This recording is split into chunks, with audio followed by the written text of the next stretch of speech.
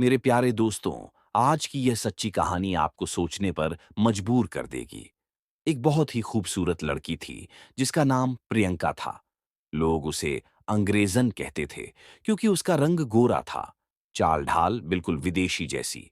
प्रियंका 9वीं कक्षा में पढ़ती थी और उसकी सादगी में भी अजीब-सी चमक थी। गाँव के लोग, यहाँ तक कि घर वाले भी उसे प्यार से अंग्रेज़न बुलाते थे। लेकिन किसी को क्या पता था कि इस अंग्रेजन जैसी लड़की के साथ एक दिन ऐसा हादसा होगा जो हर माँ बाप को डरा देगा। ये कहानी दिल्ली की है, जहां ऊंची इमारतों और अमीर लोगों के बीच एक परिवार रहता था। इस परिवार में प्रियंका अपने माता पिता और बड़े भाई के साथ रहती थी। घर में सब कुछ था, दौलत, सुविधा, नाम। लेकिन खुशियों के बीच कहीं एक खामोशी थी, और वो खामोशी प्रियंका के दिल में थी। वो पढ़ने में बहुत होशियार थी, हर विषय में अच्छे नंबर लाती थी। स्कूल में हर कोई उसे जानता था, मगर किसी ने कभी उसे समझा नहीं। वो हमेशा अकेली रहती, किसी से ज्यादा बात नहीं करती। क्लास में जब सब बच्चे मस्ती करते, प्रियंका खिड़की से बाहर देखती रहती, जैसे किसी गहरी सोच में खोई हो। वो कम बोलती थी, पर उसकी आंखों में बहुत कुछ लिखा था। इसी स्कूल में था एक शिक्षक, राकेश सर, लगभग 48 साल के, शांत और समझदार लगने वाले। उन्होंने देखा कि यह लड़की बाकी सबसे अलग है, संवेदनशील, चुप और खूबसूरत। वो अक्सर प्रियंका को देखते, पर कभी कुछ कहते नहीं।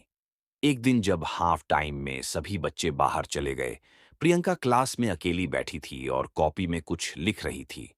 राकेश सर धीरे धीरे उसके पास पहुंचे और बोले, प्रियंका, तुम इतनी खामोश क्यों रहती हो? किसी बात का दुख है क्या? प्रियंका ने उनकी ओर देखा। आंखों में हल्का डर और दर्द था। फिर सिर झुकाकर बोली, नहीं सर, कुछ नहीं। राकेश मुस्कुराए और बोले, अगर स्कूल में तुम्हारा कोई दोस्त नहीं है, तो समझो, अब मैं तुम्हारा दोस्त हूं। ये सुनकर प्रियंका ने पहली बार मुस्कुराया। उस मासूम मुस्कान ने राकेश के दिल में अजीब सा एहसास जगा दिया। उसे लगा कि इस लड़की की मुस्कान के पीछे कोई कहानी है। धीरे धीरे बातों का सिलसिला बढ़ने लगा। राकेश कहते, प्रियंका, मैं तुम्हारा अच्छा दोस्त हूं।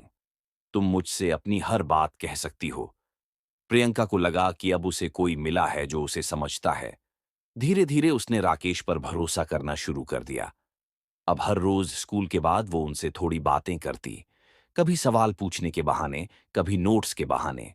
धीरे धीरे उसका दिन उनके बिना अधूरा लगने लगा।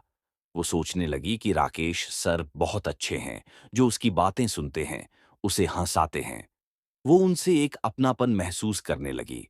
अब उसके लिए स्कूल सिर्फ पढ़ाई की जगह नहीं, बल्कि वो जगह थी जहां उसे अपना खास दोस्त मिलता था। राकेश भी अब प्रियंका में और दिलचस्पी लेने लगे।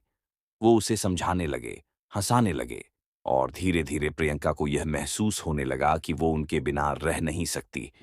मगर प्रियंका को यह नहीं पता था कि जिसे वो अपना सच्चा दोस्त समझ रही थी, वो धीरे धीरे उसे एक ऐसे रास्ते पर ले जा रहा था जहां भरोसा टूटने वाला था। धीरे धीरे प्रियंका और राकेश की बातें बढ़ने लगीं।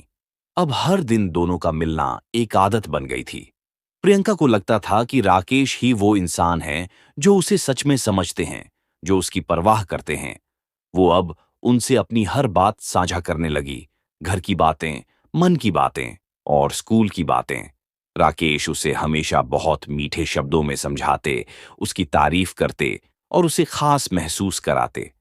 प्रियंका के लिए अब स्कूल सिर्फ पढ़ाई की जगह नहीं रहा था, बल्कि उसका मन वहीं बसता था। धीरे धीरे उनका रिश्ता दोस्ती की हद से आगे बढ़ने लगा। प्रियंका ने महसूस किया कि अब वो राकेश पर पूरी तरह निर्भर हो गई है।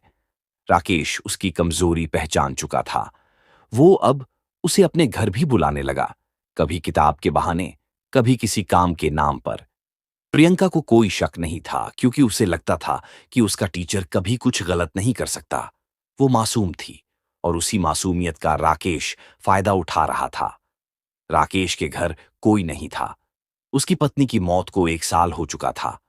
वो अकेला रहता था, और इसी अकेलेपन में प्रियंका उसके लिए एक भावनात्मक सहारा बन गई थी।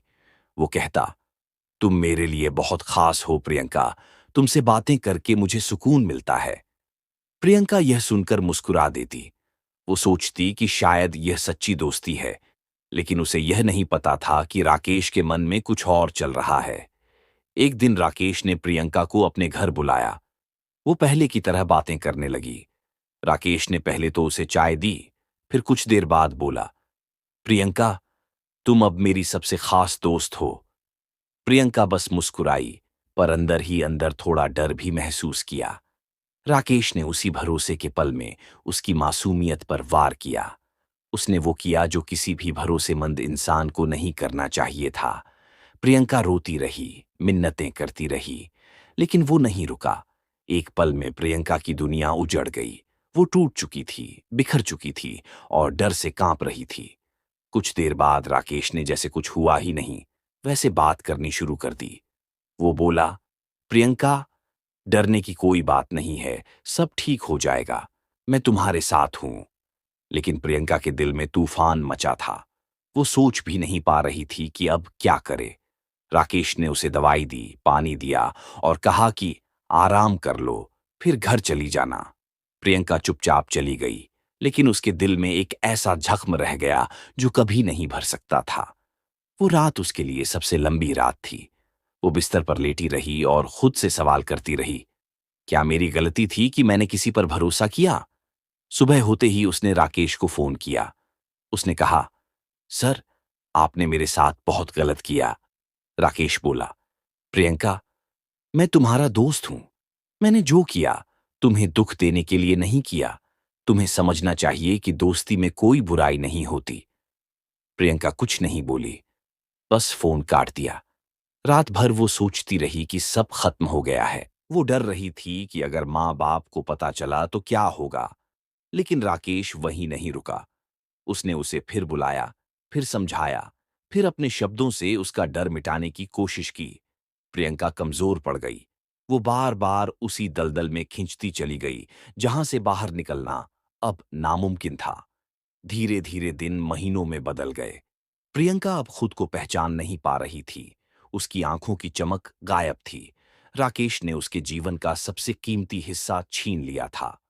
अब वो पहले जैसी मासूम नहीं रही, बल्कि एक ऐसी लड़की बन गई थी जिसे हर दिन अपने आप से लड़ना पड़ता था। राकेश और प्रियंका का रिश्ता अब कई महीनों तक चलता रहा। प्रियंका को उसकी आदत सी हो गई थी।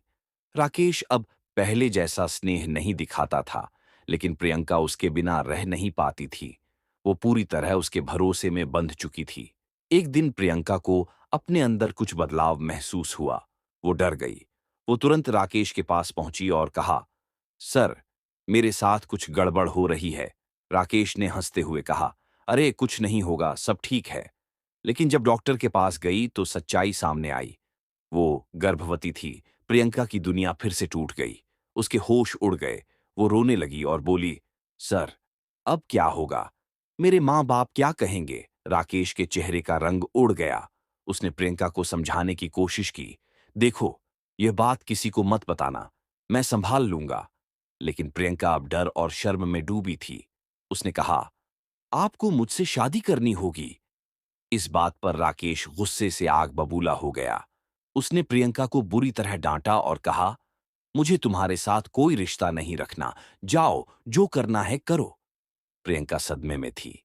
वो बेहोश होकर सड़क पर गिर पड़ी। राहगीरों ने उसे अस्पताल पहुंचाया। जब उसे होश आया तब डॉक्टर ने बताया कि उसकी तबीयत नाजुक है, लेकिन बच्चा जिंदा है। प्रियंका की आंखों से आंसू रुकने का नाम नहीं ले रहे थे। उसी वक्त उसके स्कूल के एक और शिक्षक अनुराग को इस घटना की खबर मिली। वो प्रियंका से मिलने अस्पताल आया। उसने देखा कि प्रियंका टूटी हुई है। उसने डॉक्टर से कहा, इसे बचा लीजिए, ये बच्ची अभी जीना चाहती है। प्रियंका ने अनुराग को सब कुछ बताया। अनुराग के मन में गुस्सा और दुख दोनों थे। वो सीधा पुलिस स्टेशन गया और रिपोर्ट दर्ज कराई। पुलिस ने प्रियंका के बयान ली और राकेश को गिरफ्तार कर लिया। मामला कोर्ट में गया। राकेश को उसके गुनाहों के लिए सजा मिली, 7 साल की कैद और जुर्माना। प्रियंका का नाम अब हर अखबार में था। टीवी चैनल्स पर खबर चल रही थी, बिना शादी के मां बनने वाली छात्रा की दर्दनाक कहानी। समाज ने तरह तरह की बातें बनाईं।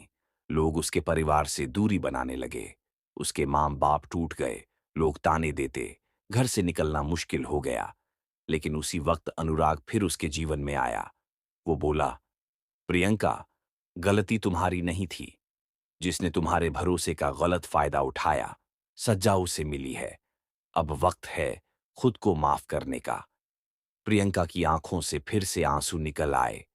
वो बोली, मैं अब किसी पर भरोसा नहीं कर सकती। अनुराग ने उसका हाथ थाम कर कहा, तुम्हें किसी और पर नहीं, खुद पर भरोसा करना होगा।